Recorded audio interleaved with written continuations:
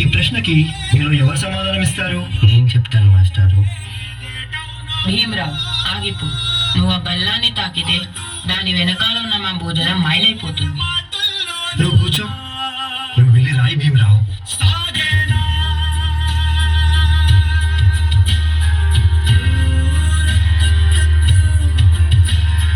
జీవితంలో నువ్వు చాలా గొప్పవాడిపోతావు భీమరావు.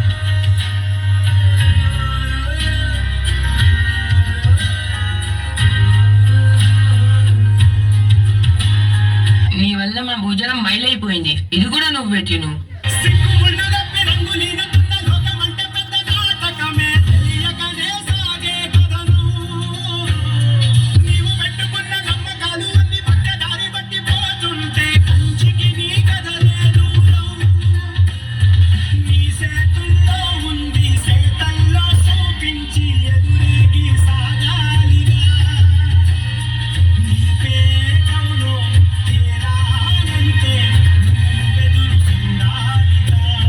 చాలా దాహంగా ఉంది.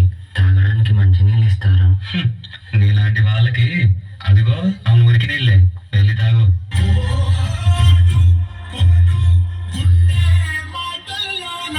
మనుషుల్ని మనుషుల్లా చూడండి, పశువుల్లా కాదు.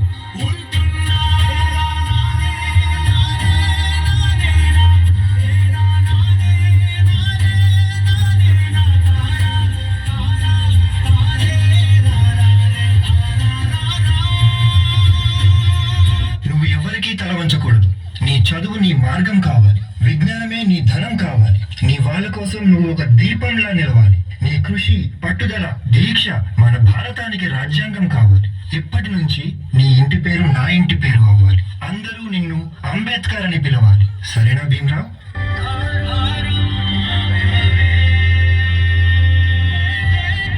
ఎంతమంది తనని తక్కువగా చూసినా చదివే లోకంగా మార్చుకుని మెట్రిక్ సాధించాడు. అదే సమయంలో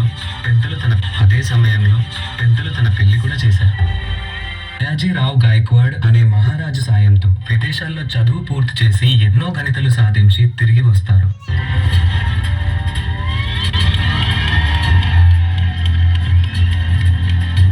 బాబా, ఇన్ని సంవత్సరాలు గడిచినా ఈ ప్రజలు మారలేదు, మా బ్రతుకులు మారలేదు. ఎలాగైనా మా తలరాతలు మార్చే దేవుడివి నువ్వే కావాలి బాబా.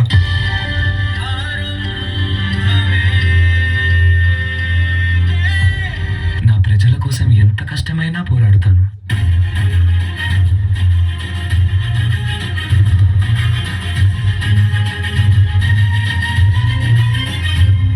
భారత రాజ్యాంగం యొక్క మూసాయుధ కమిటీ అధ్యక్షుడిగా మిమ్మల్ని ఎన్నుకోవడం మాకు చాలా సంతోషంగా ఉంది.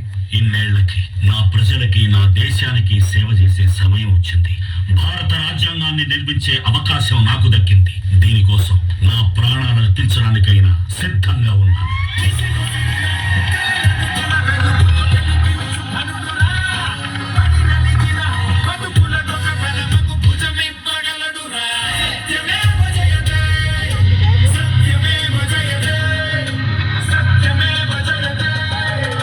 అంబేద్కర్ ని ఒక ప్రాంతానికో, ఒక కులానికో, ఒక మతానికో పరిమితం చేయలేం. ఎందుకంటే ప్రతి భారతీయుడి గుండెపై చెరగని ముద్ర వేసిన మహనీయుడు ఆయన. అందరి కలలు కన్నది ఆయన కలం.